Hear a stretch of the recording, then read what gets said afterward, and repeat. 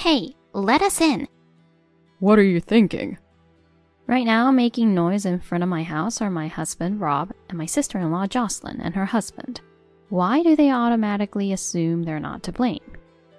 I am Mandy, 28 years old. I was living with my husband, Rob, and our 1-year-old daughter. Rob and I met through a mutual friend.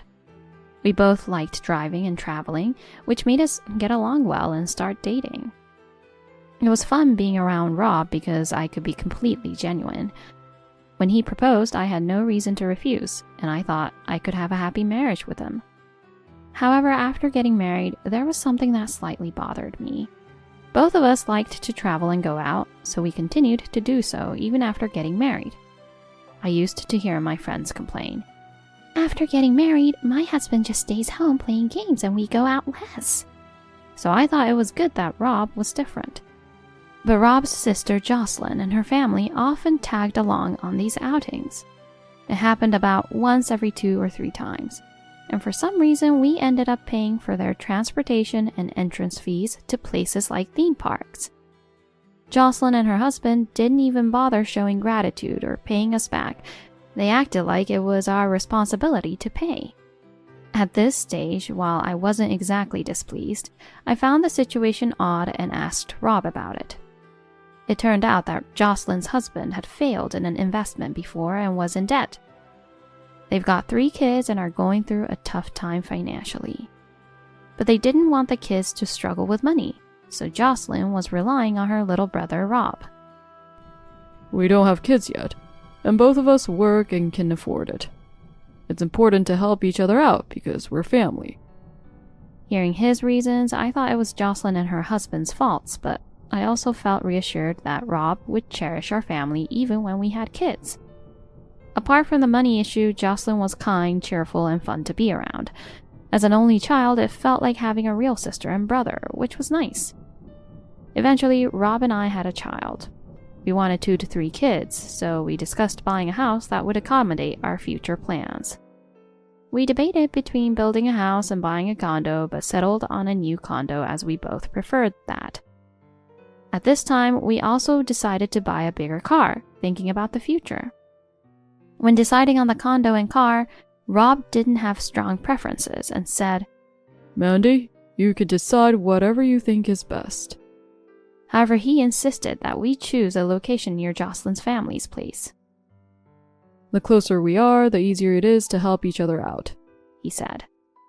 Since it was my first time raising a child, I agreed, thinking it would be helpful to have Jocelyn's family nearby for advice and support. As a result, our condo and Jocelyn's apartment were just a 5-minute walk apart.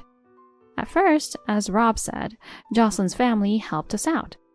Their advice on parenting was incredibly valuable and greatly appreciated, even though they didn't give us any presents or gifts to celebrate the birth of our child. However, over time, the frequency of Jocelyn's family visits to our house increased, from about once a week to 2 to 3 times, and at times even 5 times a week.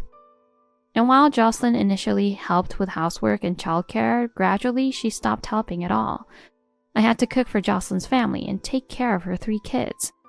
Before I knew it, it was like we were a family of 8, with 5 from Jocelyn's family and 3 from ours. They always say things like, "It's nice to have a spacious house," and "A new condo is the best." And then they just stay at our place forever. I couldn't bring myself to say, "Please go home soon." When it comes to Rob, whenever Jocelyn and her family try to leave, he would say, "Why don't you stay longer?" They often used the room we were planning to turn into a nursery for overnight stays. Of course, Jocelyn and her family never contributed to the groceries or living expenses. If it was just a visit once or twice a week, it wouldn't have been a problem, but with Jocelyn's family coming over for dinner and even taking baths, the cost of groceries and utilities was much higher than for just 3 people. Moreover, the car we bought for our family was used more by Jocelyn's family on weekends. Whether it was for a little trip or shopping, there were many times when I wanted to use the car with my child, but Jocelyn and her family were using it. Additionally, Rob started to join them on these trips more often. I found myself and my child left at home alone on weekends. This situation felt wrong, so I complained to Rob. At first, Rob was gentle, saying, My sister's family is having a tough time. Let's help them out, please. But eventually he started yelling. Who do you think you are, refusing to help when our family is in trouble? Then, after about a year of this going on, a decisive event happened. I was suddenly called into the living room where Rob and Jocelyn and her husband began to speak formally. After discussing it, we've decided to sell this house and the car to my sister's family. I was speechless, unable to comprehend what Rob was saying. Rob continued without a pause. After all, my sister's family has 5 people, so they need a spacious house, right? We only have 1 child and are thinking maybe just 1 is enough, so we don't need such a big house or car. It's better to let those who need them use them. We can just move to a smaller rental apartment. I'll probably spend most of my time here anyway, so you and the child can stay in the new place. That's when I snapped back to reality. Wait a minute, are you saying you just want me and the child to leave? I can't see how that could be considered a reasonable request. Then Jocelyn began to speak. I heard from Rob that you always speak ill of us, trying to keep us from coming over. Wow, you're such a mean girl, huh? Why weren't you brought up to appreciate family? And now to refuse to leave the house? What a selfish woman! I responded. Excuse me, but this house and that car belongs to us, my husband and me. It doesn't make sense to just hand them over because someone says so. Who said anything about just handing them over? Are you stupid? We're talking about selling them. Of course, we'll give you a family price, and you say it belongs to you guys, but if your husband says it's okay, then it's settled. Jocelyn just said it like it was no big deal. However, when I mentioned, by the way, the mortgage for the house and car loan together is about $3,000 a month. Can you pay that? Plus, you have debts, right? Even if we change the loan name, you probably won't pass the credit check. Jocelyn and her husband's faces turned pale. Jocelyn asked Rob questions aggressively. Rob, you said the total loans for the house and car were around $1,000, didn't you? What's going on? Rob, visibly shaken, stuttered. $3,000? Rob, who had left all contract negotiations and household management to me, was unaware of these details. I continued. If you think I'm lying, I don't mind showing you the statements. Jocelyn pressed Rob. You're telling me a different story. You said it would be about $1,000 a month, and you could pay half, and we'd only have to pay $500. I was shocked by Rob's thoughtless promises. Then Rob said, Then we'll pay $2,500, and my sister's family can just pay $500. What are you even talking about? I was dumbfounded, but Rob continued. If you, Mandy, and our child move to an apartment that costs $500 in rent, our expenses would be the same. So we just continue paying $3,000 for this house, the car, and the new apartment rent. Oh, that's a good idea. Let's do that. I told them, that's just ridiculous. Telling us to sell to you, but only paying $500 and expecting us to leave? Normally, you'd either pay the remaining amount yourselves or give up on buying. But Rob kept insisting. Don't you want to help the family? However, I couldn't possibly accept such absurd conditions. That day, negotiations fell through, and Jocelyn and her family left. After this discussion, Rob continued to ignore both me and our child. Despite this, Jocelyn's family kept coming to our house as if it were their own. Even though Rob and I hadn't resolved our conversation, a week later, Jocelyn's family's belongings arrived at our house, and they moved in without permission. I protested, but they wouldn't listen. Jocelyn's family didn't have many things, so they moved their belongings into the room we planned for a child and other available spaces in the living room, fully making themselves at home.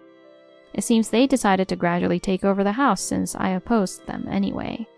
Jocelyn's family had already canceled their previous apartment lease. Later, Rob forced me to change the car's registration to his name. He said, You've always been nagging about using the car on weekends. Don't complain anymore, with a smug look. However, it seems Rob tried to change the house's ownership to his name without my consent, but everywhere he went, he was told it was impossible without my agreement, so he gave up. It seems he preferred the idea of leaving the mortgage under my name since I would have to pay for it, which he found convenient. I was furious, but had a plan in mind, so I decided to keep quiet for a while. Jocelyn kept telling me to get out soon, but I responded, I'm currently looking for a good property with a real estate agent, so please wait a bit longer, postponing the issue. During this time, I was treated like a servant in my own home, feeling out of place but endured it. Then, the opportunity came. One weekend, Jocelyn's family and Rob planned a trip. They hadn't finished unpacking from their move and cheerfully told me to take care of their belongings while they were away. When Rob and Jocelyn's family returned from their 2-night, 3-day trip, they were in uproar in front of our house. Hey, let us in. Why doesn't the key work? What are you thinking? Enough is enough. Actually, while they were away, I had the movers move Rob and Jocelyn's belongings outside. The items were delivered to Rob's parents' house, where I had explained the situation beforehand. Out of kindness, I left some immediately needed items in the parking area. Of course, Rob and Jocelyn called me furiously. I told Rob, since the house is in my name and I'm the one paying for it, there is no need for me to leave. You can take the car. It's yours now. Rob was furious, claiming, I'm your husband, so I have the right to enter the house. I calmly replied, no, we're getting a divorce, so you'll lose that right. Rob hesitated, then protested. What do you mean by divorce? I told him, you must think I'm clueless. On the days you said you were going out with Jocelyn's family, you were actually meeting your mistress. I've already found out. Whether the call was on speaker or not, I heard Jocelyn whisper in the background, She knows? And Rob shushing her. Yes, Rob had been meeting with a coworker he was having an affair with on those days. Jocelyn's family knew and had been covering for Rob. I started to suspect when things didn't add up, and Jocelyn's children mentioned, Uncle always goes off on his own. I told Rob, not only will you not enter this house, but I will also be demanding compensation. Good luck. Furthermore, oh, by the way, if you're willing to pay off the house mortgage in full, I might consider giving you the house, but I doubt that's possible. And Jocelyn, since you and your family are even less related to me than Rob, if you continue to cause trouble, I will call the police. Please leave. Finally, Rob and Jocelyn were left speechless. Despite being defeated, Jocelyn couldn't resist saying something. But you can't possibly afford such a mortgage without Rob's salary, right? You're just a nurse or a physical therapist or something, aren't you? What are you going to do now? I asked, Excuse me, a nurse? Is that what Rob has been telling you? To which Jocelyn replied, Yes. When I asked about Mandy's job before, he said, it's nothing significant, just a medical worker. I clarified, well, it's true that I'm in the medical field, but I'm a doctor. Jocelyn was speechless as I continued. Rob disliked the idea of others knowing I earned more than him, so he told his friends I was just a medical worker. Well, as I've said, it's not entirely incorrect. Don't worry, Jocelyn. I have a good income, and I've been paying for the house and car loans all along. Soon after, I heard Rob and Jocelyn start arguing over the phone. It got noisy, so I hung up and didn't answer any further calls. I don't know what happened to them after that, but Rob and Jocelyn eventually left. In the aftermath, through discussions facilitated by a lawyer, I successfully finalized my divorce from Rob and secured compensation. Jocelyn and her family attempted to return to their previous apartment, but they had frequently failed to pay rent on time and caused trouble, so the landlord refused them. Now they are moving between their car for shelter.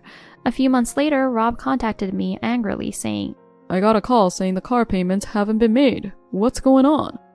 Laughing, I replied, well, it's in your name, so obviously. Goodbye, and hung up. I no longer communicated with Rob and Jocelyn after that.